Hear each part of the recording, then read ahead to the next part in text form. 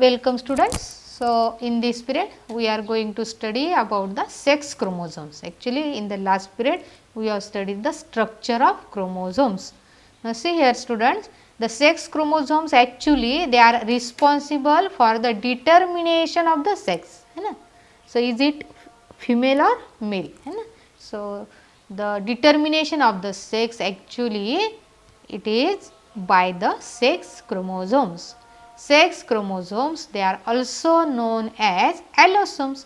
You know that students, as there are 23 pairs of chromosome, 22 pairs of chromosomes, they are called as autosomes, and the sex chromosomal pair is there, and that sex chromosomes they are called as allosomes. So, remember this word allosome. Human being and the other mammals, they have X and Y chromosomes as sex chromosomes. So, X and Y. So, you know that the X chromosome it is present in both the sexes, female and male, and Y chromosome is present only in the male. Okay student. Now, see here, this is the diagram of X chromosome and Y chromosome. Okay student, you can observe in the diagram here X chromosome, here this is the X chromosome, it is longer than the Y chromosome, this is the Y chromosome. Okay. So, see here student, each chromosome X and Y it has a similar or identical region. So, that identical or similar region is called as homologous region. So, homo means similar, similar. So, these regions they are similar both in X as well as Y chromosome. Similar genes are also present here on this homologous chromosome. Okay.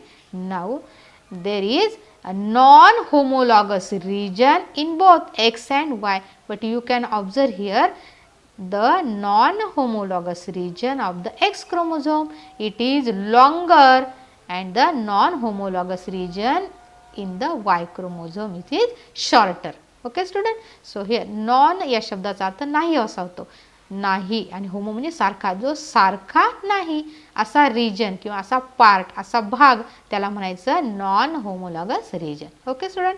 So as the non homologous region of the X chromosome is longer, it shows many genes are there. Okay, and here less number of genes they are located on the non-homologous region of the Y chromosome. Then this is the centromere. In the last period I had told you that the centromere or the primary constriction. So, here this is the centromere, and here this is the centromere of the Y chromosome. Now, we will see the differentiating characters of X and Y chromosome.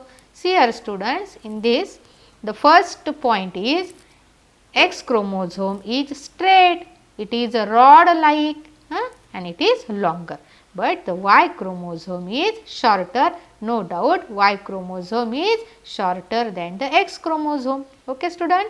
Now, the next one is X chromosome is metacentric. Okay student. So, in the last period we have studied 4 types of the chromosome. So, meta means middle. So, when the centromere it occupies the middle position, or we can say central position, such type of the chromosome that is called as metacentric chromosome. So, X chromosome is metacentric, having the centriole in the center, whereas Y chromosome is acrocentric. So, here in the Y chromosome the centromere is near the end. Okay student. Now, see here, this is the X chromosome, the centromere is exactly in the center. The 2 arms of the X chromosome they are of similar length, but here you can observe as this centromere is near the end, it is near the end of the chromosome, hence one arm is shorter and other arm is longer. Okay student. So, here actually the metacentric chromosome it looks like L shape like this, capital L काढतो की नाही आपण, L shape म्हणजे इथं centromere आहे अशा प्रकारे. So, L shaped chromosome, that is the metacentric chromosome, it occurs during the anaphase, whereas this such type of chromosome that is acrocentric chromosome, it appears J shaped. जे आपण असं जे काढतो अशा प्रकारे, म्हणजे एक आर्म छोटा आणि एक आर्म मोठा, अशा प्रकारे it appears J shaped during the anaphase. Okay student. Now the third differentiating character, X chromosome has large amount of euchromatin. Okay, so euchromatin and small amount of heterochromatin. Actually the chromatin material, it is formed of two types of the material. The euchromatin, it is the true chromatin material actually, which contains the more amount of DNA, and the other is heterochromatin. So here the opposite is the case in the Y chromosome. Y chromosome has small amount of euchromatin and large amount of heterochromatin. हा मुद्दा लक्षात ठेवायचा. X मध्ये euchromatin जास्त आहे, तर Y मध्ये heterochromatin हे मटेरियल जास्त आहे. Now the next difference is euchromatin has large amount of DNA material. म्हणजेच euchromatin जास्त आहे म्हणजेच DNA जास्त आहे, आणि DNA जास्त आहे कोणामध्ये? X क्रोमोझोम मध्ये. Hence X chromosome is genetically active. लक्षात घ्या, X क्रोमोझोम हा जास्त ॲक्टिव्ह आहे कारण त्याच्यामध्ये जास्त DNA मटेरियल आहे, कारण त्याच्यामध्ये जास्त euchromatin आहे. तर याच्या विरुद्ध in Y chromosome, see here Y chromosome has less amount of DNA.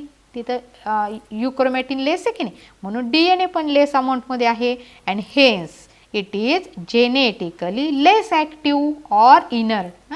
Inert माहिती तुम्हाला, इनर्ट म्हणजे less active. Okay student. Now the next differentiating character is in X chromosome. Actually the X chromosome, it is present in both males and females, and here the Y chromosome is present only in the males. Okay student. Now the next one, the non-homologous region is longer. I have told you in the diagram. Non-homologous region is longer and it contains X linked genes. आता हे कसं लक्षात ठेवायचं बघा, X वर असणारे X linked genes, पण X च्या कोणत्या भागामध्ये? नॉन होमोलॉगस रिजन मध्ये. Okay, so X linked genes, they are present on the non homologous region. Okay, and this region is longer, whereas in Y chromosome the non homologous region is short. आखूड आहे, छोटा आहे, and it contains Y linked genes. So Y chromosome असणारे Y linked genes आहेत. ठीक आहे student. पुन्हा एकदा तुम्हाला दाखवते डायग्राम मध्ये. तर हा आहे non homologous part of the X chromosome. तर इथे जे जीन्स आहेत की नाही ह्या क्रोमोझोमवर, समजा हे जीन्स आहेत, याला म्हणायचं X linked जीन्स, आणि Y क्रोमोझोमच्या नॉन होमोलॉगस पार्टवर जे जीन्स लोकेटेड आहे त्याला म्हणायचं Y linked genes. So these are Y linked genes and these are X linked genes. Okay student.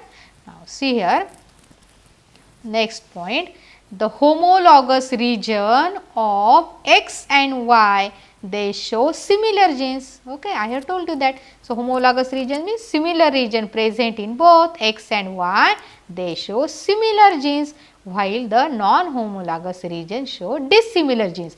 जे नॉन होमोलॉगस रिजन आहे ना, X वर वेगळे जीन्स असतात आणि Y च्या नॉन होमोलॉगस पार्टवर वेगळे जीन्स असतात, परंतु होमोलॉगस रिजनवर मात्र दोघांकडेही सारखे जीन्स असतात. त्याला म्हटलेलं आहे similar genes. Now the next one, crossing over occurs only between homologous regions of X and Y chromosome. आता crossing over, actually we have studied in 11th class the chapter cell division. At that time I have told you what is crossing over. So see here, remember, crossing over always occurs between the homologous region. आता बघा पुन्हा एकदा दाखवते, हा homologous region आहे ना, हे दोन, तर ह्या दोघांमध्येच नेहमी क्रॉसिंग ओव्हर होतं. लक्षात आलं तुम्हाला क्रॉसिंग ओव्हर होणे. ठीक आहे. आता समजा मी जस्ट तुम्हाला डायग्राम समजा बघा, हा आहे X क्रोमोझोम, तर याला इथं क्रॉस झाला हा Y क्रोमोझोम, समजा अशा हिशोबाने आहे ना. तर इथे फक्त हा जो खालचा पार्ट आहे ना, याच्यामध्येच क्रॉसिंग ओव्हर होत असतं. Okay student. तर ह्या वरच्या पार्ट्समध्ये कधीच क्रॉसिंग ओव्हर होत नाही, ह्या दोन पार्ट्समध्येच क्रॉसिंग ओव्हर होत असतं. That is the point about the crossing over. Okay student. Now the next article is about the linkage. So what is linkage you know link है ना, लिंक म्हणजे जोडणे अशा हिशोबाने. So what is the linkage? Here several genes are present on the chromosome. एका क्रोमोझोमवर अनेक genes असतात. Chromosomes are the carriers of heredity. This point we have studied in the theory of chromosomal theory of inheritance. That is, the chromosomes are the carriers of heredity. This is the main function of the chromosome. So what is linkage? How you will define the term linkage? So see here, it is the tendency. Tendency म्हणजे कल असणे है ना, कल असणे. The tendency of the two or more genes present on the same chromosomes. Okay student, to inherit together. Inherit म्हणजे तुम्हाला माहिती आहे ट्रान्समिट होणे, एका पिढीकडून दुसऱ्या पिढीकडे जाणे, पॅरेंट्सकडून ऑफस्प्रिंगमध्ये जाणे. लक्षात आलं? So there is a tendency of the genes present on the same chromosome to inherit together. एकत्र पुढच्या पिढीकडे जाण्याचा कल असणे. हां, and this is called as linkage. लक्षात?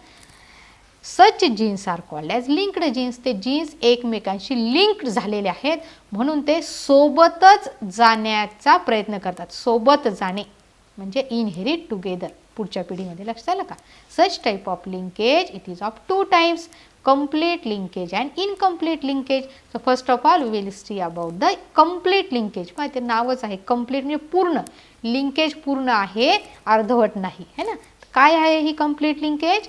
The linked genes which are closely located on the chromosome. आता बघा closely located खूप जवळ स्थित असणारे जीन्स. बरोबर आहे?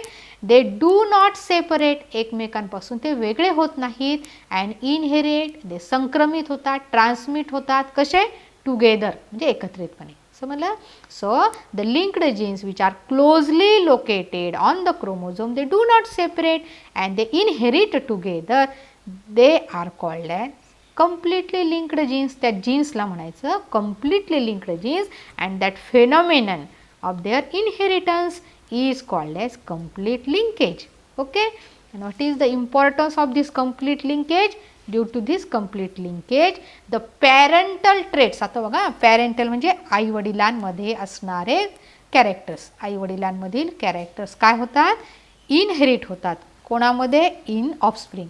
आईवडिलांमध्ये असणारे गुणधर्म त्यांच्या मुलांमध्ये ट्रान्समिट होतात, मुलांमध्ये इनहेरिट होतात. तर हा त्याचा महत्त्वाचा गुणधर्म आहे. So parental traits are inherited in the offspring. कारण कंप्लीट लिंकेज आहे. हां, आता बघा एक सिम्बॉलिक स्ट्रक्चर मी दाखवलं. समजा हा क्रोमोझोम आहे, लक्षात घ्या. आणि मी तर हे समजा 3 जीन्स दाखवलेले आहेत. हां, हे 3 जीन्स आहेत की नाही, हे कसे आहेत? एकदम जवळजवळ एकमेकांपासून क्लोजली लोकेटेड आहेत. तर हे जे जीन्स आहे ना, हे यांच्यामध्ये जी लिंकेज आहे ना, ही कंप्लीट लिंकेज आहे. तर हे जीन्स एकमेकांपासून वेगळे होत नाहीत. ते तसेच्या तसे तिघचे तिघं सोबत एका पिढीकडून दुसऱ्या पिढीकडे जातात. लक्षात आलं तुम्हाला? म्हणून ह्या जीन्सला म्हणायचं कंप्लीटली लिंक्ड जीन्स आणि त्यांच्या त्या फिनॉमिननला म्हणायचं complete linkage. Okay student, now will see the second type of the linkage, that is incomplete linkage. So name indicates here it is incomplete and it is not complete. See here, the linked genes which are distantly located. आता बघा वरच्या याच्यामध्ये आपण closely located शब्द घेतला ना. Close असणे, खूप जवळ असणे, त्याच्या विरुद्ध डिस्टन्स असणारे, ज्यांच्यामध्ये डिस्टन्स आहे, जे दूर दूर लोकेट झालेले आहेत. पहा इथे सिम्बॉलिक डायग्राम दाखव. समजा हा क्रोमोझोम आहे. बघा एक जीन इथं आहे, एक जीन इथं आहे, दोघांमध्ये गॅप आहे की नाही? हा गॅप आहे, हा डिस्टन्स आहे. म्हणून यांना म्हणायचं these genes are distantly placed on the same chromosome. Okay student, so these are located on the same chromosome. They can be separated. बरोबर आहे? आता हा गॅप आहे, इथे जर हा गुणसूत्र हा इथं कट झाला तर काय होईल? हे 2 जीन एकमेकांपासून वेगळे होतील. सो ते can be separated by crossing over. ठीक आहे. Such genes are called as incompletely linked genes and that phenomenon of their inheritance is called as incomplete linkage. So see here you can observe in the diagram. See here suppose this is a pair, that is homologous chromosome is there, and suppose here the crossing over takes place. बरोबर? आता इथे crossing over झालेली ना, जिथं एकमेकांशी ते cross झाले ना, असा क्रॉसचा आकार तयार होतो, त्याला क्रॉसिंग ओव्हर म्हणायचं. हा जो पॉईंट याला चायझमा म्हणतात. Actually we have studied in the 11th class. Crossing over झालं. आता काय झालं बघा, ह्या क्रोमोझोमचे हे 2 तुकडे झाले. आता बघा ह्या क्रोमोझोमवर हे जो 2 जीन होते की नाही, हे सेपरेट झाले की नाही एकमेकांपासून. का सेपरेट झाले? कारण त्यांच्यामध्ये जो गॅप होता, डिस्टन्स होता, त्याच्यामुळे ते त्या ठिकाणी जर क्रोमोझोम कट झाला तर ते सेपरेट झाले. बरोबर आहे. म्हणून ही झाली इनकम्प्लीट लिंकेज. आता हे पण पहा, हे 2 जीन्स आहे, याच्यात पण गॅप आहे. इथे तुकडा पडल्यामुळे हे 2 जीन्ससुद्धा एकमेकांपासून सेपरेट झाले. तर अशा प्रकारे हे जे जीन्स आहेत आता ना, अशा प्रकारच्या जीन्सला म्हणायचं इनकम्प्लीटली लिंक्ड जीन्स आणि ह्या फिनॉमिननला म्हणायचं इनकम्प्लीट लिंकेज. Okay student. आता याचा काय फायदा होतो पहा, महत्त्वाचा आहे. Due to this incomplete linkage new traits occur in the offspring. हा शब्द महत्त्वाचा आहे. न्यू ट्रेट्स, नवीन गुणधर्म एखाद्या पिढीमध्ये येण्यासाठी काय आवश्यक आहे? इनकम्प्लीट लिंकेज आवश्यक आहे. So new traits occur in the offspring. वरती आपण बघितलं कंप्लीट लिंकेजमध्ये न्यू ट्रेट्स नाही, जे आहे आई वडिलांमध्ये तेच त्यांच्या मुलांमध्ये काय होते, ट्रान्समिट होतं. पण इथं असे क्रॉसिंग ओव्हर नंतर एक्सचेंज ऑफ मटेरियल होतं की नाही, तर एक्सचेंज ऑफ मटेरियल होतं आणि न्यू ट्रेट्स किंवा नवीन गुणधर्म आपल्याला पुढच्या पिढीमध्ये म्हणजे नवीन अपत्यांमध्ये बघायला मिळतात. Okay student. तर एक उदाहरण इथं दिलेले झीमेज या वनस्पतीमध्ये कलर आणि shape of the grain. Grain म्हणजे धान्य किंवा दाणा जो असतो त्याचा. It shows incomplete linkage. झीमेजचं उदाहरण आहे इनकम्प्लीट लिंकेजमध्ये. आणि इथं तुम्हाला सांगायचं राहिलं की कंप्लीट लिंकेजमध्ये बघा एक्झाम्पल दिलेले ड्रासोफिला जी फ्रूट फ्लाय मी तुम्हाला सांगितलं होतं, तिचा जो एक्स क्रोमोझोम आहे की नाही मेलमध्ये असतो तो x chromosome, that chromosome shows complete linkage. So complete linkage in Drosophila and incomplete linkage in G-image. Okay student. So here we complete this article, that is the sex chromosomes and the linkage. Okay student. Goodbye.